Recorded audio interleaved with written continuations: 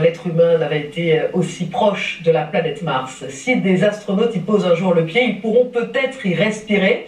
Perspective qui découle d'une prouesse de la NASA, du dioxyde de carbone issu de l'atmosphère de la planète rouge, transformé sur place en oxygène. Simon Ricotier. C'est une capitale presque comme les autres. Des logements futuristes au milieu du désert.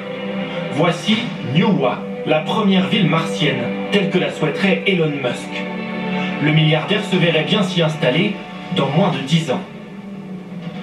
Un projet fou, celui de la colonisation de Mars, qui fascine les scientifiques.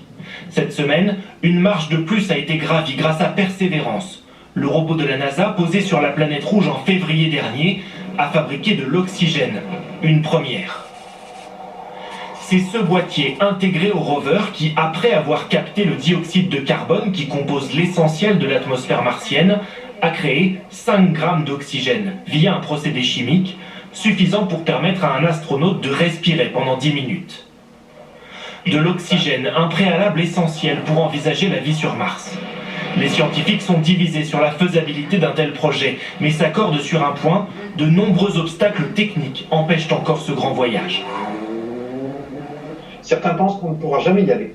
D'autres considèrent qu'on en fera d'abord le tour et qu'on réussira à se poser et à revenir. Ça sera une démonstration un peu stérile. Et d'autres, comme Elon Musk, pensent qu'on pourra s'y établir et qu'on y établira des colonies. Alors pourra-t-on un jour survivre sur la planète rouge, comme le héros du film Seul sur Mars?